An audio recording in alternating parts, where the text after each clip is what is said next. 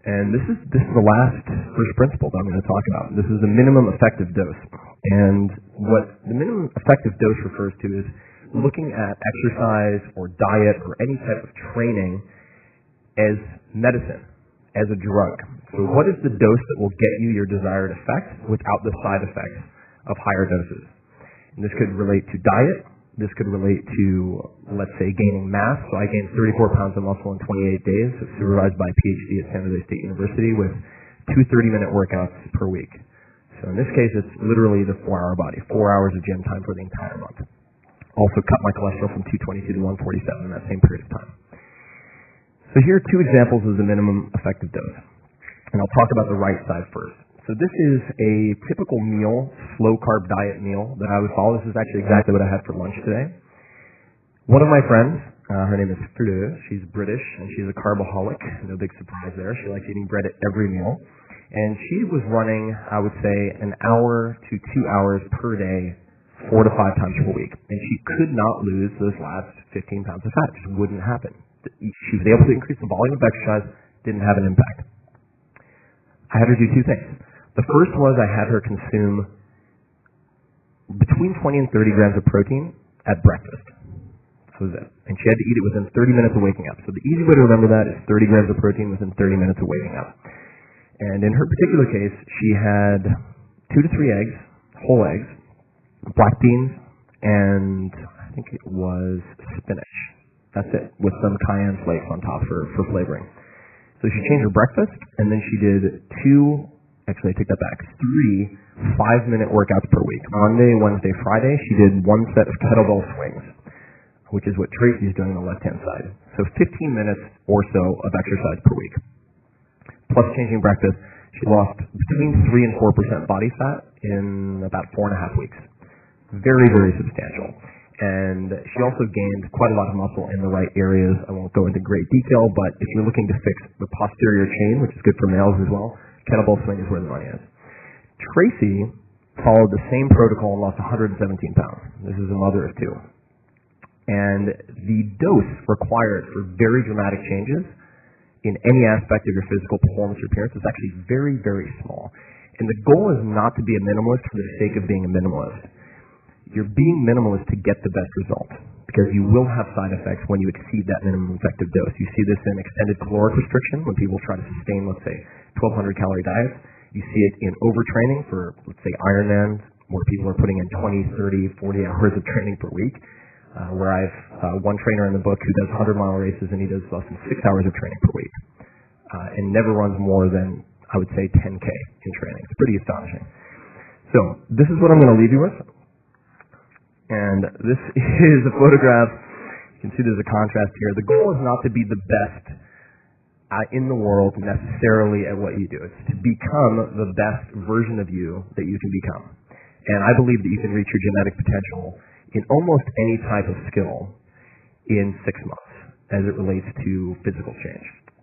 So that's it. We will go to Q&A. I wanted to keep this nice and short, and then we can go into anything you guys would like to do. So if we could turn off this, perhaps, if there's a way to do that.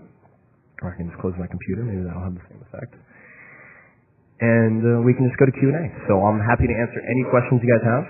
Could be about the new book or anything else.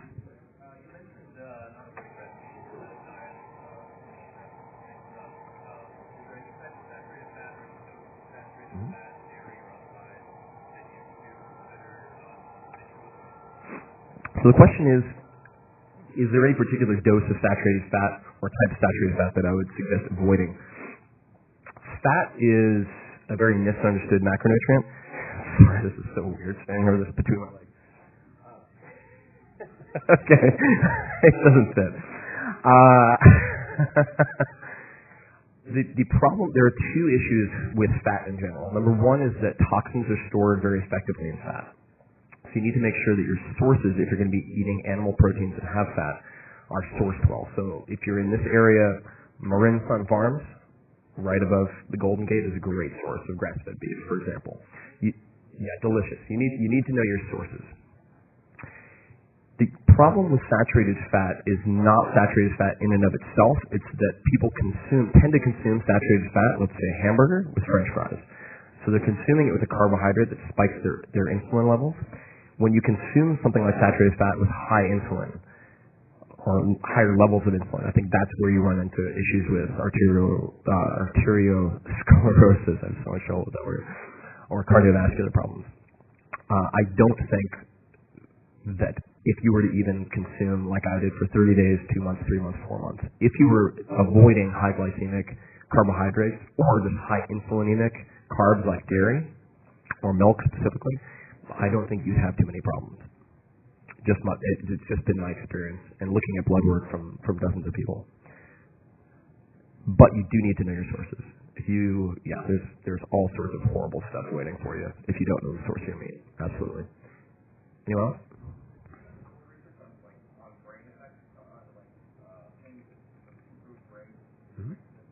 Mm-hmm. So the question was, have I done any research on cognitive performance or things that improve cognitive performance? I have.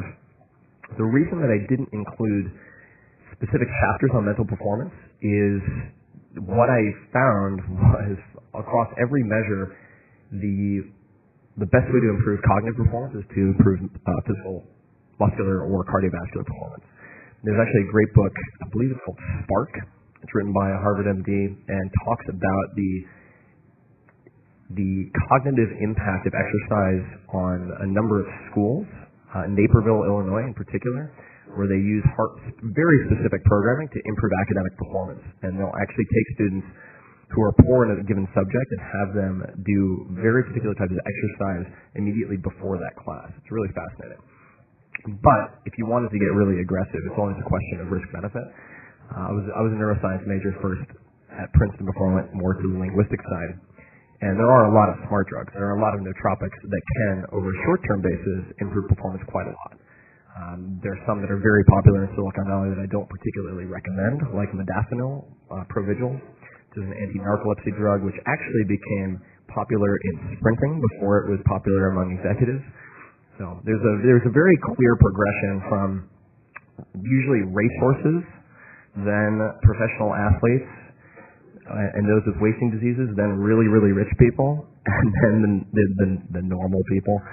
But the athletes are where you find a lot of the drugs that end up improving cognitive performance, but they're using them for a different purpose. Otherwise, I would say that intermittent fasting, actually experiencing hunger, which is something you don't often get a chance to experience in a world where you're eating by the clock, has pretty acute effect on mental performance as well. And I think it relates. Intermittent fasting, I would say it doesn't need to be even a full day. You could just skip one meal. You could just skip dinner or skip breakfast. In those cases, you want to make sure that your blood sugar, that you don't go hypoglycemic. But reducing calories occasionally, in particular protein fasting or protein cycling, there's actually a great book. It gets a little technical. I think the name is Dr. Mignery, Mignery. Talks about the concept of protein cycling and the effects that has on longevity. I also think that increases subsequently protein turnover and synthesis, and that has a really interesting effect on mental performance.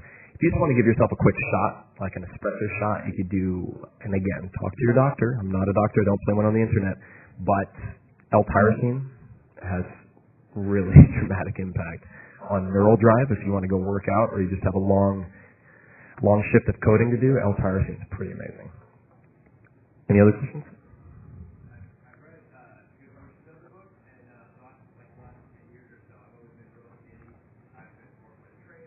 Mm-hmm.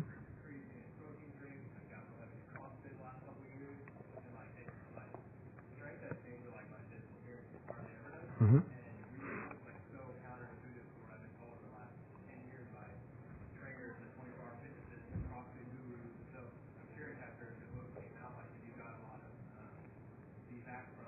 Yeah. Mm-hmm. So the question was, as context, he's experienced a lot of physical changes over the last year or two, but has had trouble gaining mass. And what I write about is very counterintuitive. It's very low dose. If you look at Occam's protocol in the book, it's twice a week, maybe 10 minutes per workout, and then you focus on eating without getting fat. That's basically it. And have I had feedback from the traditional training community or professional trainers, most of the trainers will actually be, I'm not going to name names, there's going to be a review of my book coming out by a very famous trainer in the next probably 48 hours. The best trainers are scientists. They actually test and they gather data, as opposed to relying on some dogmatic regimen that they never change. They respond pretty well to it. And I'll be the first person to say, for sports performance, you're not going to want to follow the mass gain protocol necessarily. You'd want to use something else, like the one that the 132-pound female sprinter used.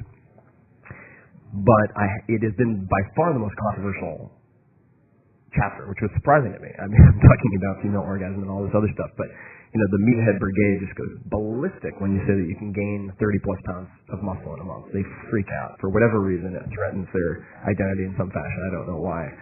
And rather than asking me, how did you do it, it's just like, you're full of shit. Even if you took this much steroids and that much steroids, I'm like, oh, really? I've tried all that stuff. So let's talk. Where's your data? But there's been a lot of blowback. The most common issues that men have when trying to gain weight, women as well, but women seldom try to go after that as a goal. First thing is, I would say, insufficient protein intake and caloric intake. And that's why logging is so helpful, even for a day. You can get a very clear picture. Weighing your food, unfortunately, but doing it for 24, 48 hours isn't that hard to do.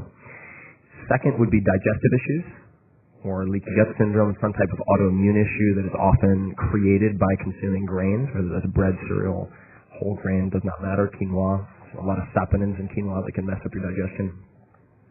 And then third is overtraining. So CrossFit is fantastic for many different purposes, especially metabolic conditioning for different types of sports. For mass gain, not so good. In particular, if you're doing 3 days on, 1 day off, which is a very typical split in CrossFit, and I know a lot of very smart CrossFit people, Kelly Starrett, among others, who's here in SF, is amazing. But if your goal is mass gain, you need to rest and eat a lot. And unfortunately, it's difficult to hold back sometimes. So Charlie Francis, as an example, trained Ben Johnson. Unfortunately, he's only famous for having his athlete get stripped of his medal in the Olympics, but he said that 90% of his time is only 10% of his time is spent motivating his athletes to do more, 90% is convincing them to do less.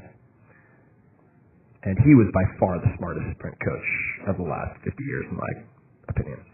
Yeah, really amazing guy. If you're interested in Speed, Training for Speed by Charlie Francis, it might be out of print. Amazing book. Right? You discussed in the book endurance running. Mm-hmm. Do you leave a cliffhanger at the end? Yeah. Yeah.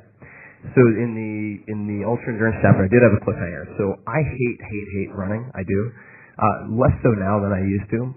And I realized that the best way so I have been doing some training, and I've made quite a lot of progress, but I actually backed off of the training to get back to baseline, and I'm going to be starting that probably next month. And I will open up all of my training and results for the entire world to see, because I realize that disliking running as much as I do, the best way to ensure that I actually try my hardest is to have the entire world watching. So I'll be starting in earnest most likely next month. But I'm very, very confident that assuming I don't have any imbalances or problems like plantar fasciitis, that 3 to 4 months should be enough to be able to do something like a quad dipsy, although I'll probably look for something a little with fewer hills. Yeah, absolutely.